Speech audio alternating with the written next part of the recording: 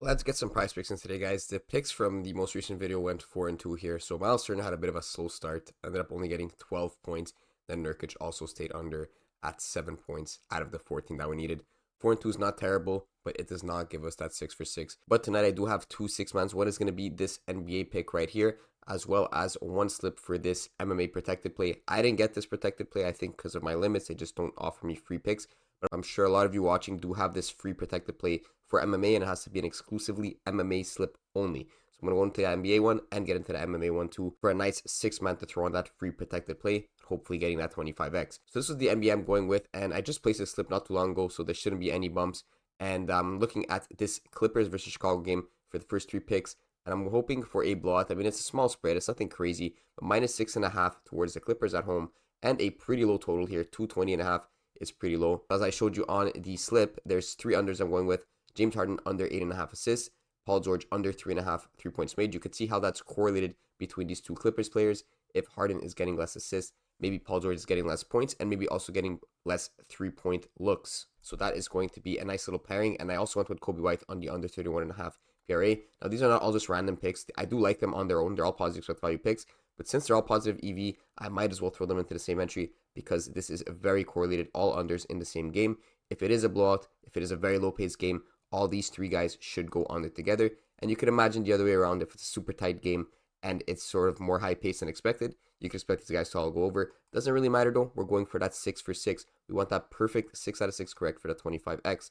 That's what we're going for when I'm building these slips, and that is the best strategy possible. So that's why I'm going with these three guys under. We got juice and we got correlation. Now these other three picks are completely uncorrelated. They're not in the same game at all. We got Trey Jones on the over 8.5 points, as well as Drew Holiday on the over 11.5 points, and John Collins on the under 9.5 rebounds. And just to show you that these guys are juice, I'm not just pulling these guys out of nowhere. Let's see John Collins under 9.5 rebounds, for example. You could see his over is set at plus 105, which means if we bet $100, we get $105 in return. That means the over is less likely to happen because we're getting paid more for it. On the under rebounds, it's set at minus 135, meaning we actually have to lay down $135 to even get $100 of profit. The higher the minus, the more likely it is for something to happen. That's why we're going John Collins on the under 9.5 rebounds. Not only is the under the play for John Collins, it's a very strong play in general for the slip. And it's the same exact scenario for all these other picks here. And on top of that, we have this correlation between this Chicago versus Clippers game. For the MMA slip, it's a bit more interesting. You guys are getting free money to play with. And hopefully that free money they gave you is actually more than your traditional unit, which means you could actually cash pretty big on this. So I look for the best possible MMA slip that you could build. I'm not going to act like I'm extremely knowledgeable in MMA, but I do think these are pretty good picks for the MMA slate that we have for tonight. And, it's not my specialty sport like NBA, soccer, whatever it may be, but I do think these are decent. So Sean O'Malley, we're grabbing him on the over 112.5 significant strikes. And there's always going to be a reason behind this, and it's mostly data-oriented reasons. So we'll take a look at Sean O'Malley on a separate sportsbook. So Bet365, for example, he set all the way at 119.5.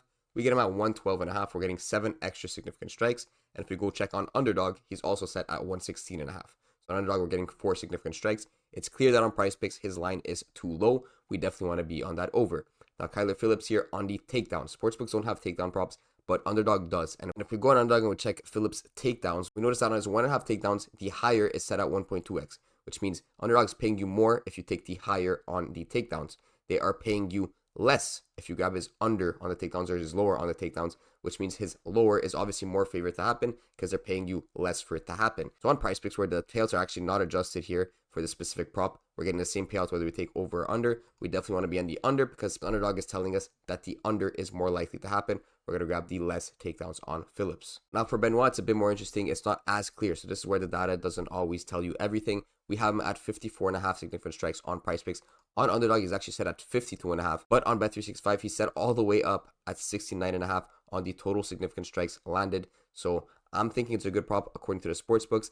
Underdog and Prizepicks are kind of close from that 52.5 and 54.5. But if we're comparing to Bet365 solely, this is definitely a good pick on the over significant strikes. You don't want to be on the under on this. For Astro here, we're getting on the under 12.5 5 times minutes. Sportsbooks don't exactly have 5 time minutes. They have rounds. See on Pinnacle, the over 2.5 rounds, meaning full 15 minutes, is not favored. But it's impossible to really get a gauge. But we could compare this to Underdog once again. He is set at 10 5 time minutes on Underdog. We're getting about 12.5. The 2.5 minutes are definitely going to help us. Want to be on the under on this one. Then we got Pereira. Similar concept here. On Underdog, he is set at 10.5 minutes. We're grabbing the over in this case because we're getting 30 seconds extra on Pereira. And this one is a bit more clear on Sportsbooks too. So 10 minutes means essentially round 3 is going to start, right? Round 1 is 5 minutes. Round 2 is going to be 5 minutes. If you get through round 1 and 2, that means round 3 must start, meaning the over 10 minutes is exactly equal to this. Fight starts round 3, minus 125. You can see the juice on the over. We definitely want to be grabbing the more on Pereira's fight time minutes. And then this last one, Peter Yan, I couldn't find much, honestly, but I wanted to get a full 6x. This is maybe my least favorite one. We're going to go with Yan on the over significant strikes. If we check our 2 points of comparison, Underdog and Bet365, we can see on Underdog, he's set at 71.5 significant strikes. Again, we're getting him at 69.5, so 2 significant strikes in our favor. And then on Bet365, he's set at 72.5.